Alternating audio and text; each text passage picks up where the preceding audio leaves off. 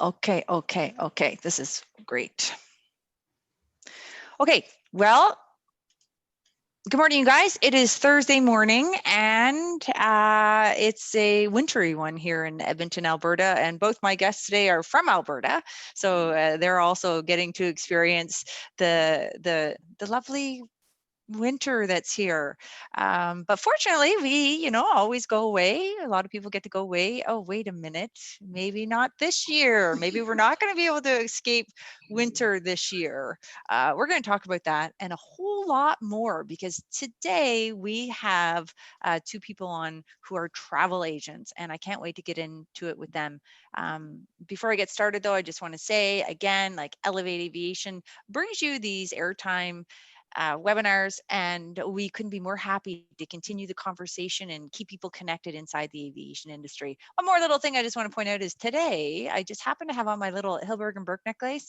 Well, these are our fundraiser. And so if you go to our website, elevateaviation.ca, you can buy one of these maybe buy it for a Christmas present for someone, because this really helps us and is our fundraiser. So like I said, okay, let's get into this. Travel agents, travel agencies. In light of the recent government announcement, if you've been listening to things that have been going on recently, there's been a government announcement that the government is going to enter into talks and look at starting to help the airline industry.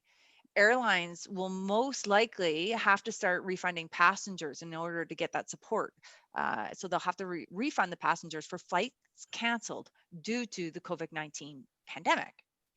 What will happen as an outcome is that the travel agencies will have their commissions recalled. And the travel agents really want their clients to be refunded. Let's be clear on that. They want their clients to be refunded. It is not about that at all. But they want their commissions to be protected at the same time, because what will happen if the airlines get this government help and they start refunding the passengers, they'll also take the commissions back from the travel agents, which could result in the travel agents actually having to take out a loan, because that money is already spent.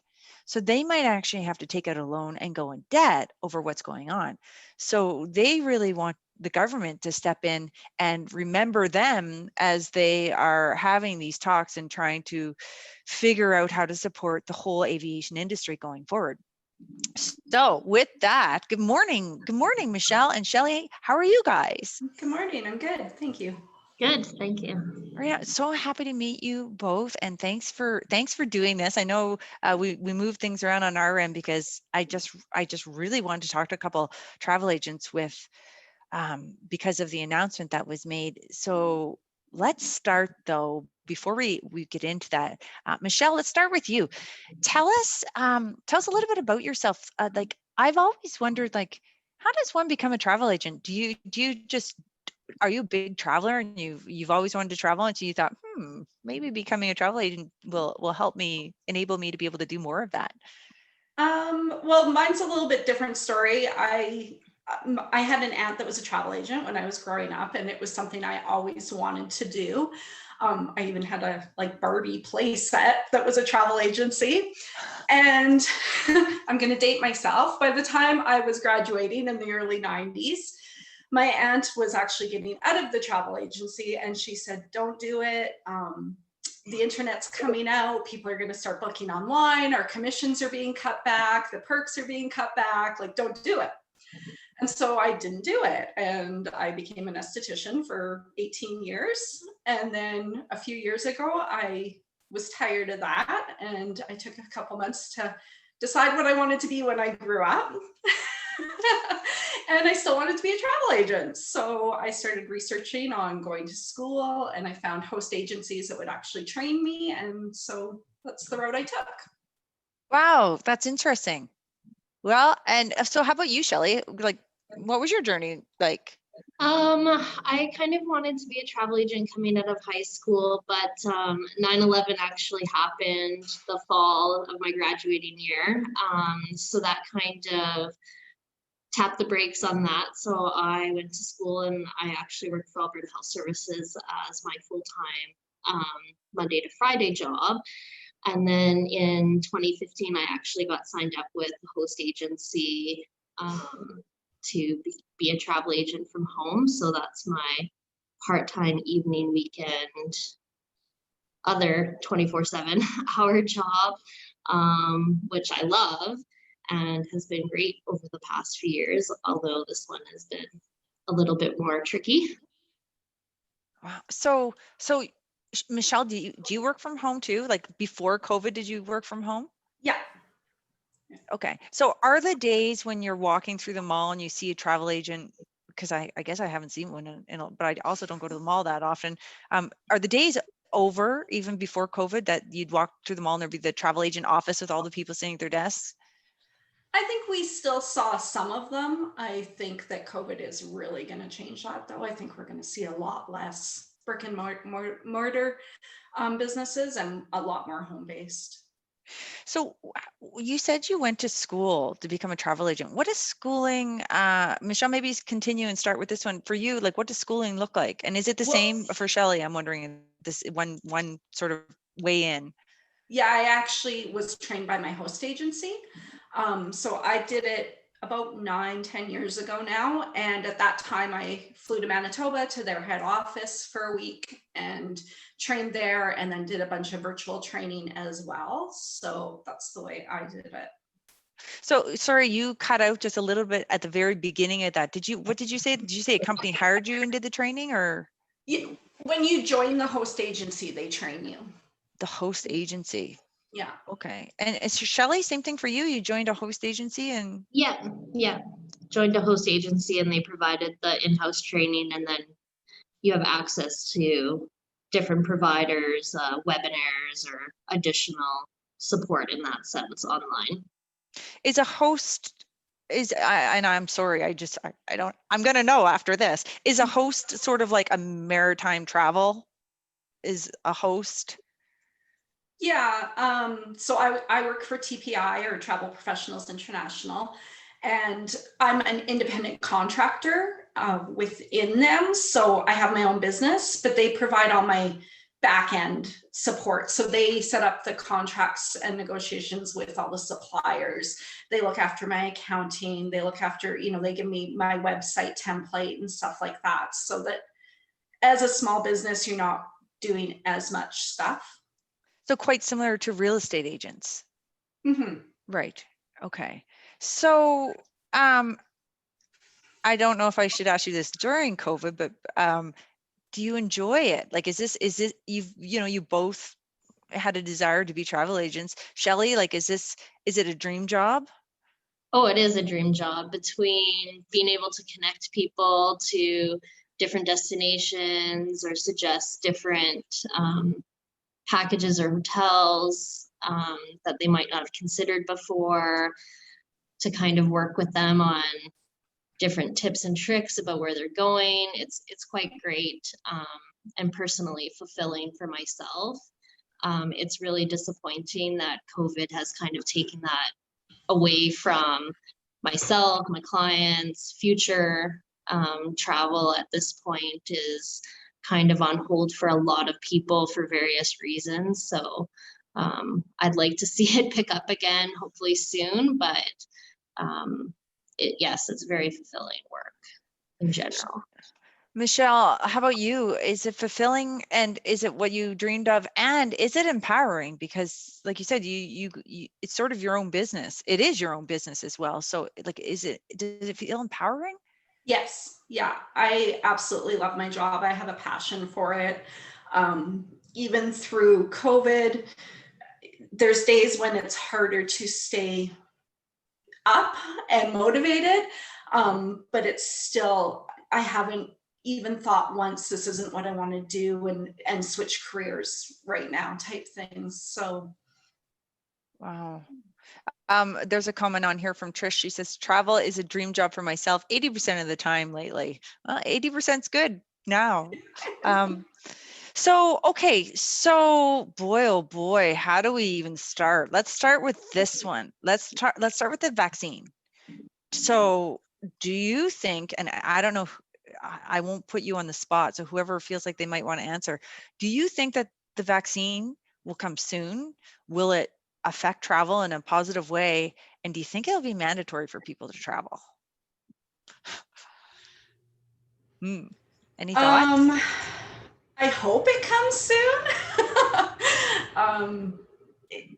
I don't know what will happen if they'll make it mandatory for people to travel. I don't know. I'm very torn about all that, how they'll handle it, honestly. I'm really hoping the rapid testing in Calgary is gonna get us going a little bit, and Right. even before that vaccine is a thing. Do you want to explain what that is, that rapid testing, for people who might watch this and don't know?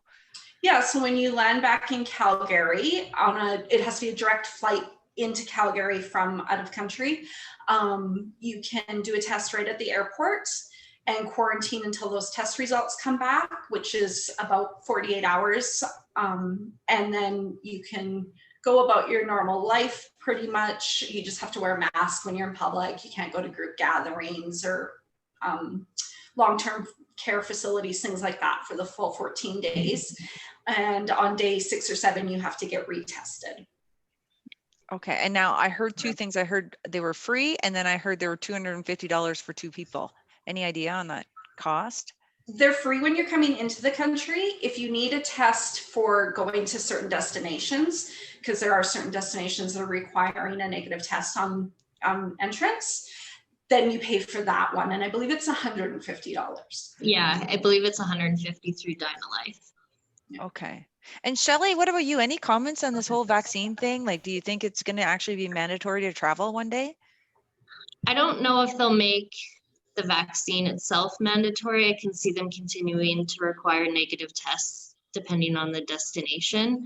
I think that that's part of the difficult part right now, is that entry requirements can change at any time, and people potentially have travel booked under the assumption one set of entry requirements would be required, but closer to travel, they could change it. So you need a negative test within 3 days of travel, but you could be within 2 days of travel and needing to get that test plus results done. So I think that it could be a combination of either or, a negative result or the proof of vaccination, but I'm not sure. It'd be interesting. What about the snowbirds? Like, are you still seeing people going south who are going to be there for months at a time because they're leaving, so it doesn't matter about the whole self-isolation, or is that just drastically reduced? I don't personally deal with a lot of snowbirds, but I feel like some people are taking it upon themselves to go through the process of leaving just because they want to get out of Canada for their usual winter. Winter. Yeah, winter, exactly. They're definitely going to leave because that is basically their lifestyle. It's a little different than just taking a casual 1 to 2 week vacation. They're planning on being gone for a large chunk of time. Yeah. Michelle, do you deal with any of the snowbirds? No, I don't. Not really. No. Do they book their own travel pretty much because they do it every year? Is that why? Yeah, that's what I kind of find. Yeah. Okay. Either that or they're driving. Yeah. Good point. Might want their vehicle down there. Yeah. What about people like, I'll put myself in this next category, people who hate to stay here all winter? Are you seeing, like, I know obviously it's dropped off, but are you seeing any bookings coming in for January and February? I haven't done any bookings yet, but I've definitely got more interest since the rapid testing was announced. I'm going down to Mexico myself in 2 weeks, so that I can check out the safety protocols and check out the rapid testing procedure when I come back. And I think the sooner my clients see me traveling and know that it's safe, and I'm hoping that that will spark some more interest. Wow, good for you. So lucky. Shelley, do you travel as well? Are you planning on any travel, I guess, first of all? I did have travel arranged for December around Christmas time, but due to my full-time job, I'm not able to take part in the rapid testing part out of Calgary. So I have since canceled my personal vacation due to that specifically. But otherwise I would be traveling a lot, and I do plan to spend some time in Canmore closer to Christmas as well. And I would say that that's primarily what I've been booking, is more local staycations in the mountains than looking at trips south or elsewhere. Yeah. My work, I am also not allowed to take part of the Calgary testing as it stands right now with NAV Canada. So hopefully, I really hope that it just works and they prove it works, and that the companies will start to say it's okay for their employees to go. But Yeah.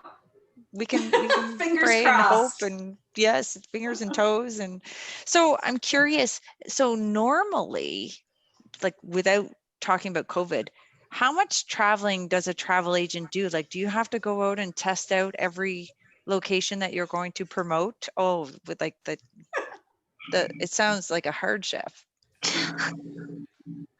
How does that work? Shelley, you want to start with that one? Well, I've personally just done a lot of travel on my own, not specific with being a travel agent. My husband and I spent close to 3 weeks following the Oilers when they were in Europe. I guess that'd be 3 years ago. 2 years ago now. 2 years ago. So we did a lot of traveling kind of on our own in that sense, not really taking part in a lot of, I guess we call them familiarization trips, the FAMs that go to the different resorts in Mexico and Jamaica. I haven't been able to take part in anything like that, but that would be one of the perks, is going on one of those trips to see many, many resorts all at once. Yeah. Michelle, you obviously, I think, do this from your comment earlier about, so how does this work? I may be changing careers here. No.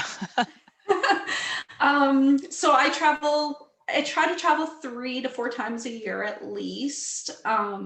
Once for vacation with my husband, and then I try to go to at least one conference in destination somewhere, and then 1 or 2 fam trips a year where you're seeing multiple resorts and stuff like that. So my trip at the end of November is actually with 2 other agents, and we're setting up our own site inspections. So we have 3.5, our days keep getting longer and more with our site inspections because there's more and more we want to see.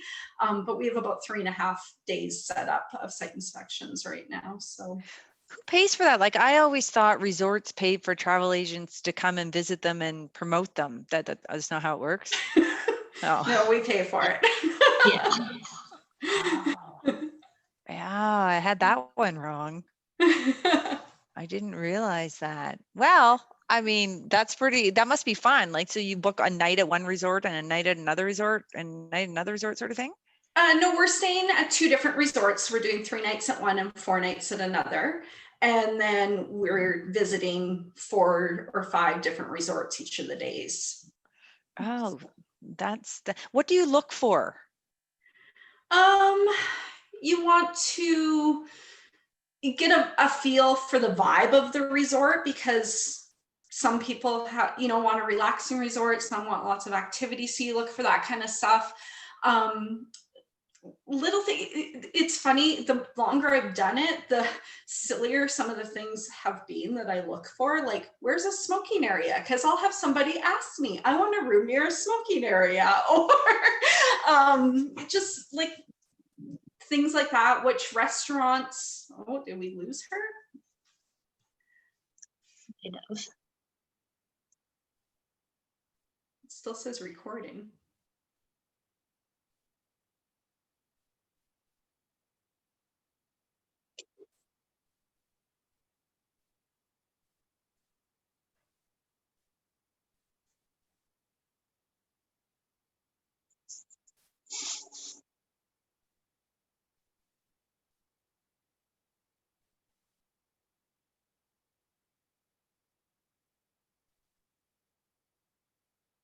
Hopefully she comes back.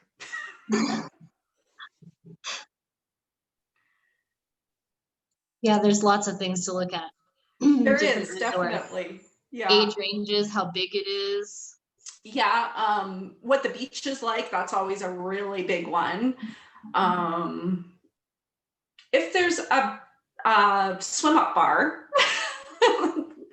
Yeah. Yes. If there's Sometimes the elevators in the, pardon me? sometimes the descriptions are a little deceiving. What Yes. a Yeah. pool bar isn't necessarily a swim up bar. Yeah, exactly. Yeah, things like where the elevators are, and because some people want to be away from an elevator or close to an elevator. So yeah, I don't know, things like that. What the rooms actually look like in person and how big they are. Yes, the magic of photography can be kind of tricky. Yeah. You're back. Hi. That was weird. That's never happened before. Zoom's going to get an email from me. Wow. What did I miss? We were just talking to you a little bit more about the things we look for, because we noticed we were still recording and live on Facebook. So we kind of. I have two pros on with me today. Was We that ever carried you. weird? Thanks. I'm like, oh no, what happened? Oh, okay. Well, let me go on to another question, unless you guys had anything you wanted to finish as I was gone. No? You're okay. Okay. So sorry about that, you guys. I have no idea what happened. Okay. Now we have to get back into it here. Okay. So here's a question I have. Women. And again, I don't know who might want to take this one, but so COVID has affected, we've seen stats how women have been affected largely because of COVID and the different jobs that have been affected and the number of women who are in them. And what's the percentage of women in travel agents? I think it's probably about 70 to 80% would be my guess. Yeah, that would track with what my host agency probably employs, especially a lot of working from home moms, I would say, is a good chunk of that as well. Do you think that there's more women because of that, because they get to work from home and so they can maybe be at home with their kids? Do you think that's why? Because I would think a travel agent would be an amazing job for men, and like there'll be no different. I think that that's probably part of it for sure. And the fact that you don't necessarily need a lot of, I guess, college or university training. It's something a little bit more hands-on and can be trained by the host agency. So you're not looking at a lot of time or money towards schooling to get into it off the bat. It's definitely easier to excel if you are a traveler yourself with that personal experience. I want to be a traveler again. Please make it happen. Do something, you guys. Make COVID go away. Come on. Okay, let's talk about COVID. So what's the percentage? Are you guys down 100% from before COVID, 90%? Like what would be the number? Do you just kind of have a rough guess on that of the business that you've been doing? Mine would be pretty much 100% because I do very, very little domestic travel. So right now I've got nothing in my books really. Even my wedding groups have postponed or canceled. So Shelley, I'm assuming it's the same. Yeah, short of a handful of local bookings, it's pretty much nothing, even for 2021. Nothing actively booked at this point. This is so sad. I'm an air traffic controller, and so we look at the radar screen, and some specialties have airplanes that are flying, but I work at Edmonton Terminal, and there's not many airplanes in the sky. It's so sad. So let's talk about the government then. What's happening? So the aviation industry obviously has just been decimated. It's been so sad. And now it sounds like the government, and please correct me if I'm wrong, the government has made an announcement that they are going to enter into talks with the airline industries to talk about perhaps bailing them out. Is that correct? That part of it? That's my understanding. yeah. Okay. And then the next part of it, from what I understand, is that the government is saying if they're going to help bail out the airlines, they want the airlines to pay back the customers, which you guys want as well. Yes. Right. Right. So in that, they may take back your commissions. Is that correct? Yes. They So- have stated that they take back the commissions. There isn't any two ways around that. If they've had a refund policy put forth, it states that they will claw back commissions for those. Okay. So what is the issue here? What's the biggest issue for you guys surrounding this? Because I just think this is so devastating for you guys. I don't know who wants to start. Michelle, we were talking about it earlier. Do you want to talk a little bit about it? Yeah, so I think that like travel agents are paid in a different way to begin with. We may work on a trip, you know, especially like a big bucket list trip or something like that. We may work on that trip for a year and a half with a client. And then we don't get paid until either their final payment or until after they travel, depending on the supplier that we're dealing with. So even if we started booking today, I mean, we're still months away from a paycheck. And so the money that we got way back in March, April was our my last big paychecks were March and April. I mean, I've spent that money. I needed it to get me through the summer and, you know, this far into the fall type thing. And so now if they come to me and say, oh, well, we're giving all this money back and you have to give us our money back, I mean, that money's spent. So I'm either declaring bankruptcy or I'm taking out a loan that I can't afford to pay, and who knows when I'll be able to afford to pay it. This sounds so sad. So what are you guys asking? Like, so it's a group, right? So you as a group, can you explain what is the name of that? What is the name of your union again? Not necessarily union. ACTA, which is ACTA. the Association of Canadian Travel Agents. Okay, so it's that association that's trying to work with the government right now and say, don't take our commissions. Is that what's working? Yeah, I think ACTA, I know like my head office is trying to get their voice heard. And then there's a group of independent travel agents as well. I think there's like 1,800 members in the group now, and we're all trying to get meetings with our MLAs and get our voice heard, or MPs, I guess it would be for, yeah, MPs. Yeah. Wow. So there's a part of it that I kind of think is sad is even in normal times, and we were talking about this earlier. So you do all this work and you book people and you get the commission. And then if they cancel, you have to do more work to cancel that flight. And then you don't get paid a penny. Right.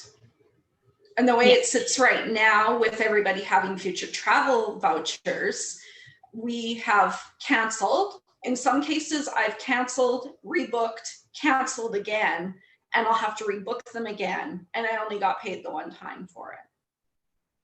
Wow. How do you feel about that? Like, that's doing a lot of work for sometimes no money. Yeah. I think it's going to start causing some extra fees being charged to clients because of different contracts being in place where the agency possibly is going to start implementing different cancellation fees, kind of like if you booked through one of the online travel agencies, they always have stipulations of what their fees are over and above what the providers are. And I think a lot of the home-based agencies tend not to charge those types of fees in the hopes of keeping clients in that regard. Whereas I know for myself, or probably for you, Michelle, you're reachable all of the time versus a 1-800 number that somebody's going to have to call and be on hold. And that was another thing. There was a lot of hold time during the start of the pandemic, for sure, especially since it kicked off a lot of cancellations over spring break to begin with,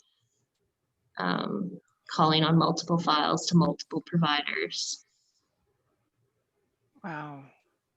So do you think that like there'll be new contracts and stuff that come in that will, like, you'll have a choice whether you want to implement it or not, and maybe you will, because then it might help recover some of the money that's risky money almost that you make.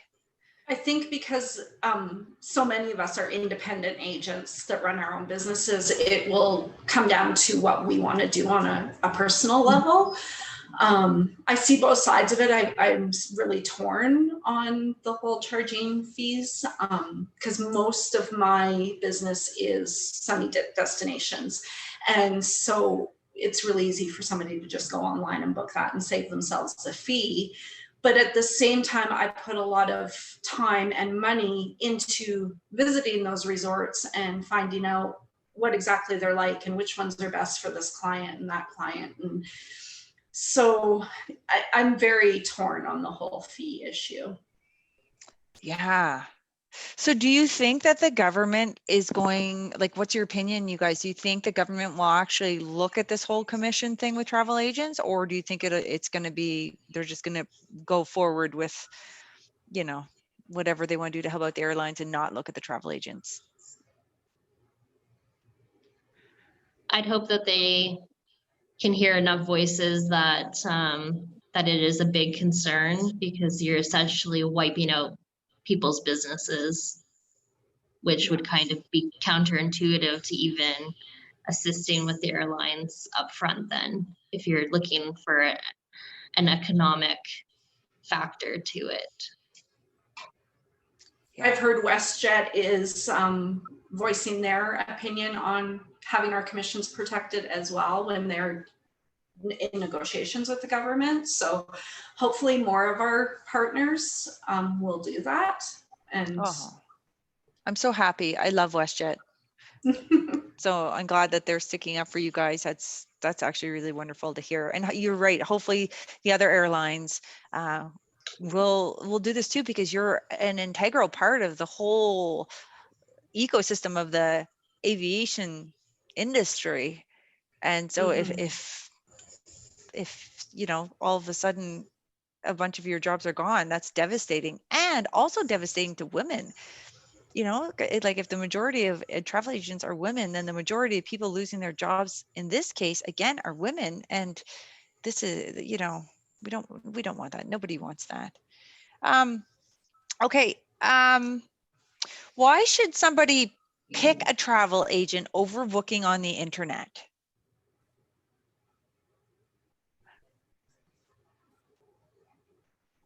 I think the personal touch is the biggest factor. I'm reachable all the time. You don't have to call a 1-800 number, wait on hold, talk to 17 different people if you're having an ongoing issue for whatever reason. It's kind of like a one-stop shop versus online and having, I guess everything is okay when everything's okay, but the second that there's an issue, that's when people come into some problems for sure.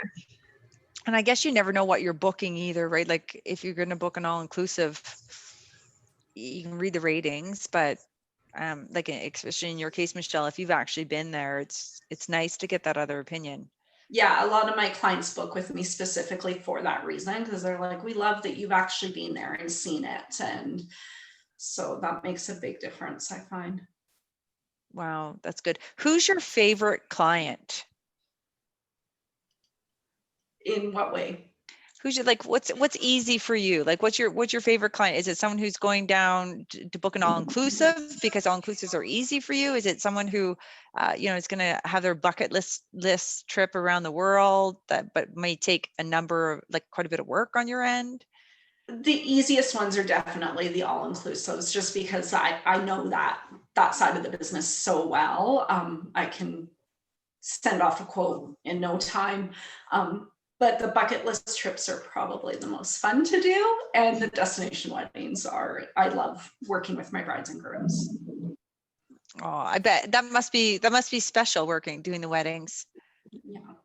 Oh, Shelley, how about you? Do you have a favorite? I think my favorite just client type is somebody that has a realistic budget, that doesn't, want the moon, but can't quite get there.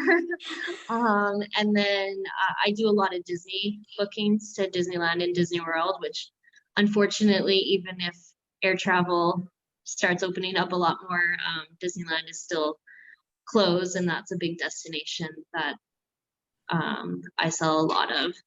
So I think as far as that goes, I mean, sun destinations are quite simplistic as long as you're not dealing back and forth with an unrealistic budget or time frame of somebody looking to travel. But definitely by far my favorite are the Disney trips with different families, for sure. Aw, do you get ones that are trying to surprise their kids? I've had a few that surprise them. Some want to wait until the day of travel, and I'm like, do you really want to, get them out of bed at 5 a.m. to head to the airport, and they're going to be a little bit out of whack from being woken up in the early morning just to go to the airport, so they might not get the same kind of reaction as doing a scavenger hunt or something else to announce it. Oh, I never even thought of that. What a great idea, doing a little scavenger hunt or making something exciting. Yeah. Wow. I just want to read Trisha's comment here. It says, we need everyone to stick up for the travel agents. Consumers need to realize that booking with a TA is the best deal for them. We have their best interests at heart. We are there for them. We do the work and less stress for the clients. So can we talk about that? If I'm looking online, let's say I want to go away and I start looking up resorts, do you get a better deal? Like, how does this work? No, the price we get is the same, especially for like an all-inclusive package, but you get our service with it. So, I mean, I have clients that have, booked every year or twice a year with me for many, many years. And I know them so well that they phone me up and say, we want to go away on these dates. And I send them a couple options and they pick and they're booked just like that. So they don't have to spend hours going through the internet, trying to figure it all out. Yeah. Wow. I like that. Why don't I do that? I'm going to switch now. I'm going to change and do that, because I'll get on the internet and start Googling, and then I give up. And then, I might try it another day and then I give up. And then eventually I tell someone else to do it. I'm like, someone else do this. I'm not doing this anymore. So I think I'm going to totally, and you know what I'm realizing through this call is it's supporting local businesses. Right? Mm-hmm. Like if we book through you, we're actually supporting local businesses. So that's an even better reason or another really good reason to support the travel agents. Yeah. Wow. Okay. And then I should add too, sorry, on the bigger trips, there's always, when you're booking hotels and transportation and, like all that stuff on those bigger trips, quite often we can come in less expensive, and sometimes we can get perks for the clients that they wouldn't get on their own. TPI is part of the Virtuoso franchise. So we can, certain properties, luxury properties, and not always luxury properties, but certain properties will give our clients special amenities. Oh. Yeah. Oh, I like that. Do they have like a bottle of wine in the room when you show up? Sometimes, yes. Oh. I'm in. No. Oh, that's nice. I didn't know that. So, and I imagine especially if it's more than just an all-inclusive, if you're trying to book your dream trip that's going to take you to 5 different countries, that's a lot of work. Do you guys find it a lot of work too? Because for me, it would be a lot of work.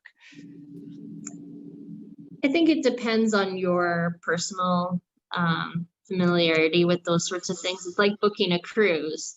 The first cruise I ever took before being a travel agent, I just went with the cheapest room inside on a smaller ship, and now I'm looking for different things when I'm looking at cruises, you know, placement of the stateroom, what are the amenities on board, what are your kind of timelines at different ports. So I think just taking those all into consideration, it might be somewhat more time consuming on one side of things, but if you're more familiar with it, you know what you're looking for. What about cruises then? The cruises have been in the news a little bit with COVID. Do you think the cruise industry is going to come back for next summer? I don't know if it'll be next summer fully. Like, I'm hoping that we start seeing a few cruises in the spring, summer, but I think it's going to take a couple of years to come back fully. Do you think they'll try like some sort of social distancing on cruises and have them half full or something, or is that even worth it for them? Yeah, I haven't read through all the CDC stipulations that they just gave the cruise industry. I don't know if you have, Shelley, No. but I know that there's like phases that they have to go through right now. So, and I would assume social distancing and max capacities of certain amounts will be some of those stipulations, definitely. Well, hopefully they'll do, you know, they'll be able to come back and maybe they might need some PR around that, because right now in my head, I have visuals of people on cruises that can't get off. And, you know, but hopefully that changes, because I know there's a lot of people who love cruises. That's their thing, right? I think a lot of older people too, that's very safe for them to just show up, get on the cruise and have this wonderful vacation. I think the not being able to get off thing was a big international fiasco for a lot of the ships. I mean, I personally would probably be dealing with more of the Caribbean cruises, and I don't think that there was as many issues as the kind of more worldly cruise ships that were without a place to go, and the different I guess steps the different cruise lines took with precautions shortly thereafter the first kind of reported outbreaks. But yeah. I think what we know now and what we knew then were different things, right? So yeah, boy, it'll be really interesting to see what happens with the cruise lines and see how they load people, how they get them off, and they put a lot of people on in a short period of time. Yes, they do. Yeah, that's going to be really interesting. Okay, another question, and this is going to be my favorite question. Well, it depends on your answer, I guess. Worst client experience. Have you had any disasters, or what drives you crazy about people booking? Like, have you had like a crazy client that you wish you didn't have?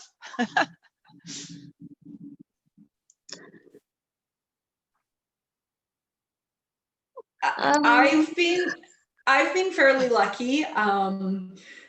Probably the craziest story I have is that I had a mother of the bride call me at 3:00 in the morning when they were checking in for their flight to tell me that she was being charged for her luggage. And of course, when you get woke up at 3:00 in the morning by your phone, because my phone sits by my bed every night, especially when I know I have people traveling, the volume doesn't even get shut off on those nights. So when you know you have a group of 60 people departing and that they should be at the airport at that time, you wake up in a major panic. So I let myself wake up and let my heart kind of slow down. And then I called her back and she's like, yeah, they're trying to charge me for my luggage and they didn't charge anybody else. And I said, well, just get a receipt and we'll get it reimbursed when you sort it out after. But honestly, like, that's probably the craziest thing that's happened to me. I've been very fortunate. Oh, that's good. Shelley, how about you? Have you had any crazy stories? I had a client neglect to tell me that he was traveling with a infant. Apparently asking for everyone's names and dates of birth for their passports at the time of booking wasn't cluing him in that we needed the infant also needed all of that information as well. Luckily caught it well before travel. And then a couple weeks later found out through his wife that he had actually given me the wrong spelling for 3 of his kids' names. So there was a lot of phone calls to the provider about that booking specifically. No. So I would say that that's the craziest. I'm just glad that he didn't end up at the airport with an infant that wasn't on the manifest for their trip. No. Well, I want to tell you my worst travel experience. So my mom, before she passed away, we went on a big trip. And so we flew over, maybe I should just say on an airline. We went to Iceland first, and then we flew over to Europe. And so we spent a day in Iceland, a night in Iceland, and then off we went to Europe. And then on a different itinerary, like that was a return flight. On a different itinerary, we went to, Venice and a bunch of places.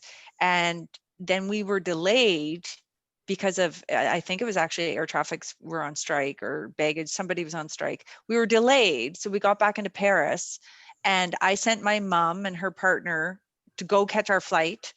And Corey and I went out to get the bags, and there was no one at the desk. So we finally found someone. They got us our bags. They're rushing us through security while our bags are on the thing to go through security.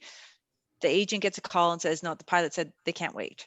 So we're like, oh no. So off my mom and her partner went back to Iceland to spend another night in Iceland. We had to trade airports because in order to get out the next day, we actually had to trade airports.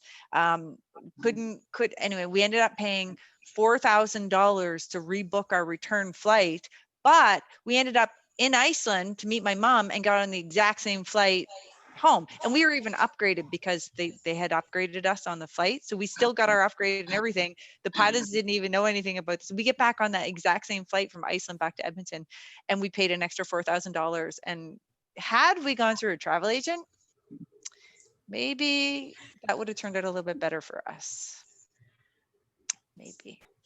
But anyway, I didn't even call them after and try to get it fixed. But anyway, so there's a lesson for people to why maybe a travel agent would be better to book some of these things through.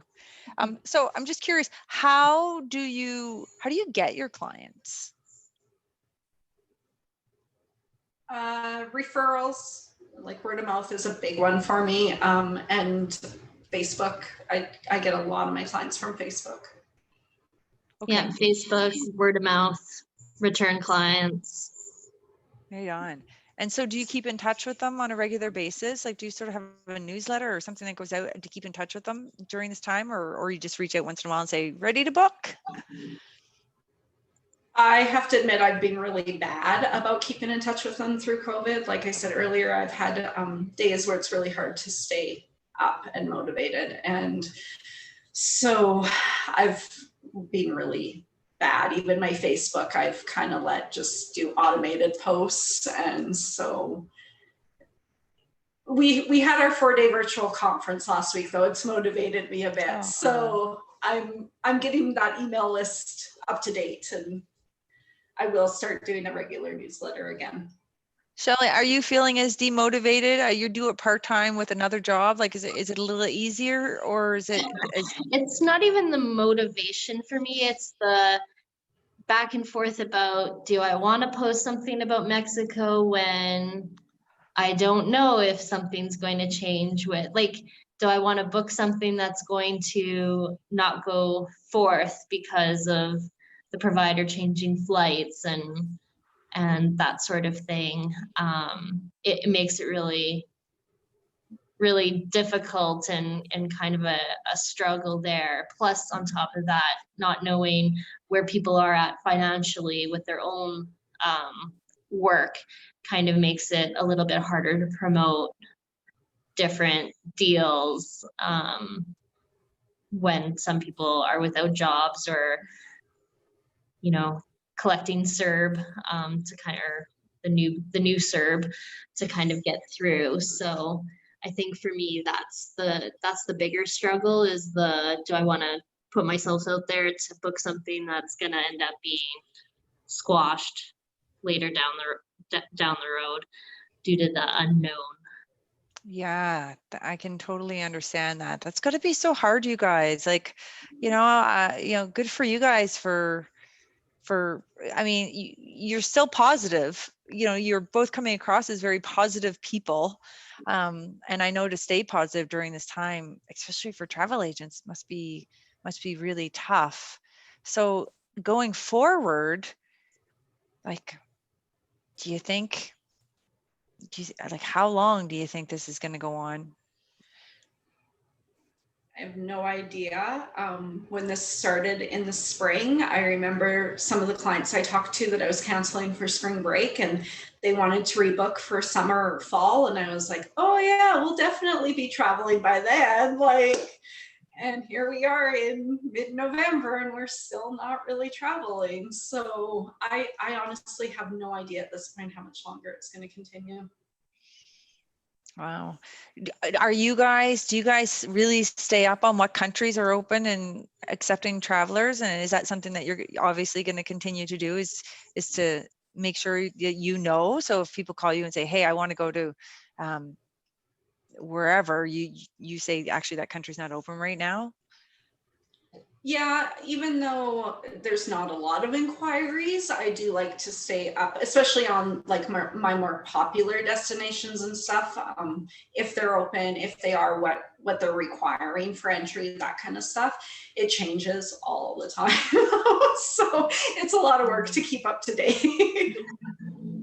Wow. Yeah, I think it's almost easier to look it up in the moment to figure out what is the true state of things. Yeah. Even for inquiries that I've had, it's like, well, this is what it says today, but that could change at any time.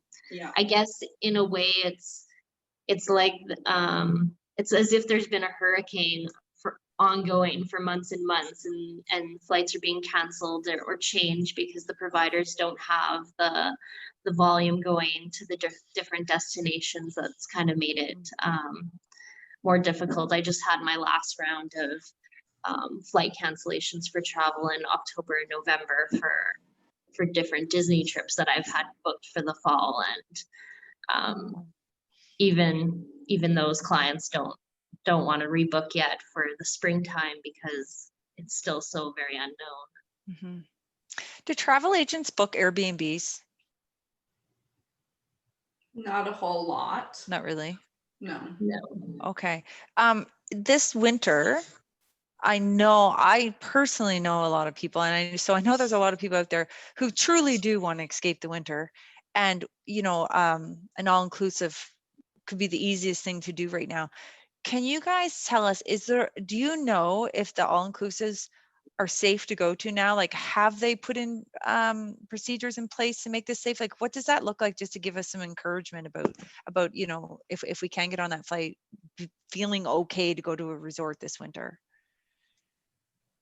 Yeah, so all the resort chains have put in huge protocols. They're all a little bit different, but they're including things like, masks when you're in the lobby or when you're walking into a restaurant. Tons of sanitization, of course.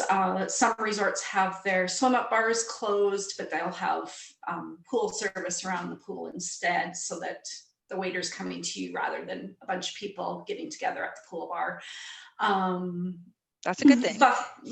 Buffets, if they're open, they're being served by someone, like someone is actually spooning the food onto your dish, or they have individual portions that you just grab that portion. Things like cleaning your luggage when you enter. Some are having you walk through solutions so that there's nothing on your feet. Can you think of anything else, Shelley? That sounds like it covers it all. I think that there's just been a lot of precautions being taken across all like different forms of travel in that sense, with the mandatory masking in certain public areas and that sort of thing. So I definitely think that those resorts are doing their part to make it safe to travel there, following different groups on Facebook where, other countries are still traveling a lot more, I would say, than Canada. I think the biggest issue with also booking is that there won't be any rescue flights if an airline cancels a return flight for some reason while somebody's in destination, then that person is going to be on the hook for coming home. I mean, I can't really see that happening while somebody's actually actively away unless they're gone for a large period of time. But there's definitely that factor playing into it as well. So sorry, I missed that. Did you say if you're away and your flight gets canceled, you're on the hook? The government has stated that there's no more rescue flights like they did in the springtime when people were kind of stranded in different countries due to lockdowns. Right. They're not going to send a separate flight to pick up travelers from different areas. Is there a guarantee that if you fly on Air Canada to get down there and you have this whole package paid for, will Air Canada or whatever airline guarantee that they are bringing you back? Or are we still looking at there's a risk they might go, you know what, we're actually not going to run that flight? And so now you're like, oh, what do I do? I think because we're at a level 3 travel, like our federal government saying, non-essential travel shouldn't happen. The airlines are not on the hook at this point to bring you home. Yeah. So that's so then to summarize, it's like the resorts are probably as safe as they can be. They're doing a lot of good things to make sure that you're going to be safe while you're there, but getting on the flight might still be a little risky at this point. So maybe my husband actually said to me last night, so because of course our numbers are going up here in Alberta, and he says, so what if Alberta shuts down again while you're in Mexico? And I was like, then I'll see you when it reopens. Yeah, honey, I love you. Right. Okay, listen, we're going to have a little last word here to end our hour. Shelly, let's start with you. Any last word just to let people know about, thinking about traveling in the future? Well, I hope everybody's looking forward to traveling in the future and that they look to booking with a local travel agent than booking online or booking through, one of the bigger online entities or directly with the providers. They are getting the same cost, but with the added service from a personal travel agent that can work with them directly and is more available to them day to day. Okay. Their booking. Okay, thanks, Shelly. And Michelle, how about you? Last words? Just that I hope we're traveling again soon, and that things open up and you can feel safe and secure when you go. And everybody wants to travel. It's really hard for people who love to travel. It's really hard for us to stay home, and so the sooner the better. Yeah, I agree with that. Well, you know what? Thank you guys for being here. And I'll be thinking about you and travel agents in general a lot differently now. So I thank you for educating me and everyone who's listening about really what you do. And the biggest takeaway for me really is supporting local businesses, like by booking through a travel agent. So I think I'll be doing that from now on. Thank you guys so much. And I wish you both all the best. And I hope that the government really does consider the travel agents and what they're going through as they're trying to do this whole rebuild and conversations with the airline industry. So we'll keep our fingers crossed about that and champion for it. And I'll champion for it myself, however I can. And we'll talk to you guys again. I know we will talk again. Thank you so much. Thank you. Okay. All right. See you later. Have a good day. See you. Okay. Bye-bye.